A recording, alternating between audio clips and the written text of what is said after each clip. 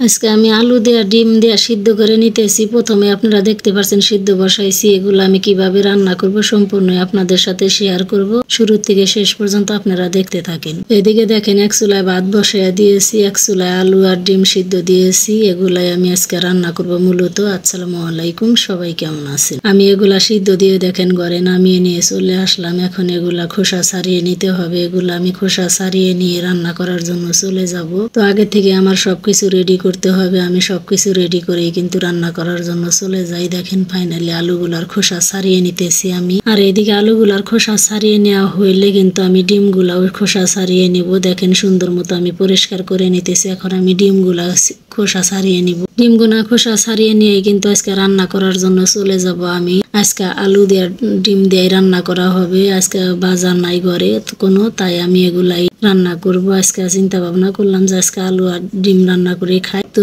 যার কারণে আমি সবকিছু রেডি করে নিতেছি। এদিকে দেখেন ডিমগুলাও ছিলিয়ে নিতেছি। ডিমগুলা ছিলানো হয়ে গেলেই কিন্তু আমি রান্না করার জন্য চলে যাব। আপনারা শুরু থেকে শেষ পর্যন্ত দেখবেন ধৈর্য সহকারে। আর এইভাবে খুব সহজভাবে কিন্তু আপনারা রান্না করে খেতে পারবেন। আপনারা যদি আমার ভিডিওগুলো সম্পূর্ণই দেখেন শুরু থেকে, তাহলে কিন্তু আপনারা রান্না করে খেতে পারবেন। খুব সহজভাবেই কিন্তু রান্না করা হয় আলু আর ডিম সাথে। দেখেন আমি কত সুন্দরভাবে ডিমগুলাও ছিলিয়ে নিলাম। এখন আমি সবকিছু রেডি করে নিয়েছি, সেটা আপনাদেরকে দেখিয়ে দেই। দেখেন কত সুন্দর করে আমি রেডি করে নিয়েছি। এদিকে ডিমগুলো আলাদা করে নিতেছি। ডিমগুলো আলাদা করে নিয়েই কিন্তু আজকে আমি আলুগুলা গলিয়ে নিব। গলিয়ে নিতে হবে। এগুলা কিন্তু একবারে আমি ডাউলের মতো করে রান্না করব, তাই আলুগুলা খুব সুন্দরভাবে দেখেন সিদ্ধ করে গলিয়ে নিতেছি। হাতে মেখে কিন্তু গলিয়ে নিতে হবে। হাতে মেখে নিতে হবে। মেখে নিয়েই কিন্তু এগুলা রান্না করতে হবে সুন্দর মতো। দেখেন মেখে নিলাম। এখন আমি চুলার পারে চলে আসলাম। চুলায় আগে থেকে একটা কড়াই বসিয়ে দিয়েছিলাম।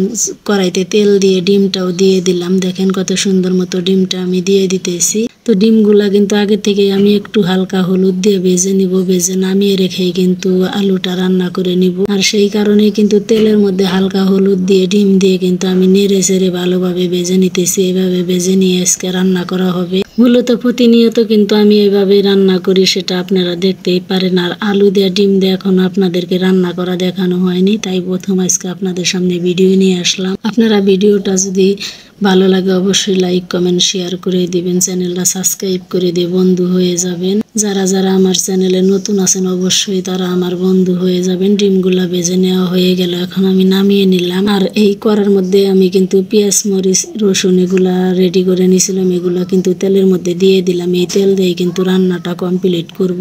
দেখেন তেলের মধ্যে দিয়ে কিন্তু আমি সুন্দর মতো নেড়ে চেড়ে ভেজে নিতেছি। এগুলা ভেজে নিয়ে কিন্তু আমি শুকনা মরিচের গুঁড়া, হলুদ গুঁড়া, লবণ এগুলাও কিন্তু দিয়ে দিব আমি পরে। দেখেন এই যে এগুলো আমি দিয়ে দিলাম ঢেলে। শুকনা মরিচের গুঁড়া, হলুদ গুঁড়া, লবণ দিয়ে কিন্তু আমি এখন ভালোভাবে মিশিয়ে নিব। দেখেন সুন্দর মতো আমি মিশিয়ে নিতেছি। এগুলা মিশিয়ে নিয়ে ভালোভাবে ভাজা হয়ে গেলে, কষানি হয়ে গেলে কিন্তু আমি এর মধ্যে আলুগুলা ঢেলে দিব। সেটা আপনারা দেখতেই পারবেন। খুব সুন্দরভাবে আমি নেড়ে চেড়ে ভেজে নিতেছি। খুব সুন্দরভাবে নেড়ে চেড়ে ভেজে নিতে হবে। ভেজে নিয়ে কিন্তু আলুগুলা ঢেলে দিয়ে দিলাম আমি। দেখেন দিয়ে দিতেছি। তো সিদ্ধ করা আলু দিয়ে কেরা কেরা ডিম দিয়ে রান্না করে খেয়েছেন অবশ্যই আমাকে কমেন্ট করে জানাবেন।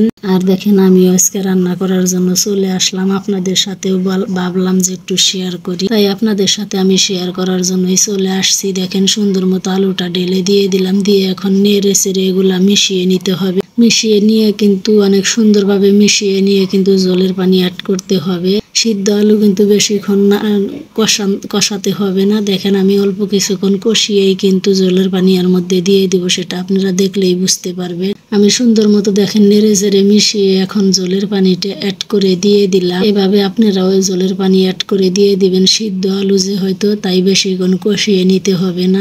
মশলাটা একটু ভালো করে কষিয়ে নিলেই হবে। অনেক সুন্দর করে দেখেন আমি কষিয়ে নিয়ে ভালোভাবে নেড়ে চেড়ে দেখেন পানি দিয়ে অ্যাড করে দিয়ে এখন আবারও নেড়ে নিতেছি। নেড়ে নিয়েই কিন্তু ঢেকে দিয়ে চলে যাব। তো অনেক সুন্দরভাবে দেখেন দলাগুলো আমি গলিয়ে দিতেছি, ছাড়িয়ে দিতেছি। জটা জটা হয়ে আছে, তাই অনেক সুন্দরভাবে নেড়ে নিতেছি। নেড়ে নিয়েই কিন্তু দেখেন আমি ঢেকে দেওয়ার জন্য প্রস্তুতি নিলাম। এখন ঢেকে দিয়ে দেখেন চলে গেছিলাম। কিছুক্ষণ পর আসছি। দেখেন কত সুন্দর বলক এসে গেছে তরকারিটা। এইভাবে আপনারাও রান্না করে খাওয়ার ট্রাই করবেন, আপনারাও রান্না করে খাবেন। ফাইনালি তরকারিটা হয়ে আসছে, দেখেন আমি জিরার গুঁড়া উপরে ছিটিয়ে দিয়ে মিশিয়ে দিতেছি। জিরার গুঁড়া দিয়ে কিন্তু এইভাবে আপনারাও মিশিয়ে দিবেন। রান্নার শেষে কিন্তু জিরার গুঁড়া দিলে তরকারি অনেকটাই টেস্টি হয়। আমি এখন ডিমটাও দিয়ে দিলাম, দেখেন ডিম দিয়েই কিন্তু আমি এখন নেড়ে চেড়ে ভালো মতো আবার কিছুক্ষণের জন্য ঢেকে রাখবো। দেখেন সুন্দর মতো নেড়ে চেড়ে আবারও ঢেকে দিলাম, ঢেকে দিয়ে কিন্তু আমি চলে গিয়েছিলাম। এখন আসলাম হয়েছে কিনা, দেখেন আমার রান্নাটা প্রায় কমপ্লিট হয়ে গেছে। কত সুন্দর হয়েছে সেটা আপনারা দেখলেই বুঝতে পারছেন। আর কালারটা যে আসছে, কালারটা কিন্তু অনেক সুন্দর আসছে, সেটা আপনারা দেখলেই বুঝতে পারছেন। কি মাশাআল্লাহ, অনেক সুন্দর কালার আসছে। দেখেন ঢেকে দিলাম, এখন নামিয়ে আমি ঘরে নিয়ে আসবো। নামিয়ে দেখেন ঘরে নিয়ে চলে আসলাম আমি। কত সুন্দর হয়েছে তরকারিটা সেটা আপনারা দেখলেই বুঝতে পারবেন। আর আমি এখন কিন্তু ঘরে নিয়ে এসেছি অলরেডি। এখন কিন্তু আমার খাওয়ার অপেক্ষা পর্যন্ত আপনারা দেখবেন, খাওয়া দাওয়া শেষ পর্যন্ত সুন্দর মতো দেখেন নেড়ে আপনাদের দেখাই দিয়েছে। আর কালারটা যে কত সুন্দর আসছে সেটা আপনারা দেখলেই বুঝতে পারছেন যে কালার যে হয়তো সুন্দর আসছে, তরকারিটা অনেকটাই মজা হয়েছে। এখন আমি ভাত বেড়ে নিতেছি, সুন্দর মতো ভাত বেড়ে নিয়ে কিন্তু আমি খাওয়া দাওয়ার জন্য চলে যাব। এখন আমি খেয়ে নিব, আমার অনেকটাই খিদা লেগে গেছে, তাই আমি খুব তড়িঘড়ি করে ভাতটা বেড়ে নিয়ে কিন্তু খাওয়ার জন্য বসে পড়লাম। দেখেন ভাত বেড়ে নিয়ে কিন্তু এর মধ্যে একটা ডিম নিয়ে নিলাম, আস্ত একটা ডিম, আর সাথে আলুর ঝোলও কিন্তু নিয়ে নিলাম।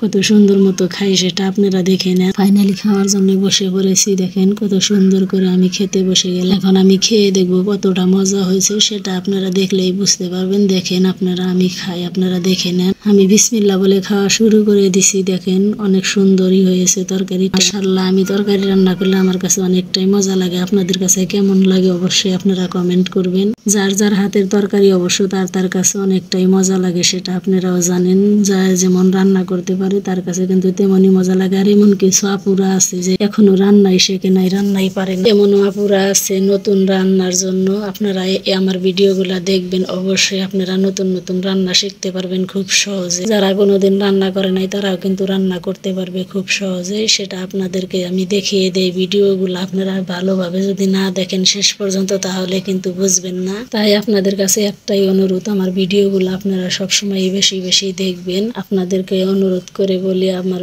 ভিডিওটা লাইক কমেন্ট শেয়ার করে দিবেন, চ্যানেলটা সাবস্ক্রাইব করে দিবেন। আমার খাওয়া দেখেন কমপ্লিট হয় নাই, তাই আমি শেষ করে দিচ্ছি। ভিডিওটা ভালো লাগলে লাইক কমেন্ট শেয়ার করবেন, চ্যানেলটা সাবস্ক্রাইব করে দিয়ে বন্ধু হয়ে যাবেন। ভালো থাকবেন, সুস্থ থাকবেন, আল্লাহ হাফেজ।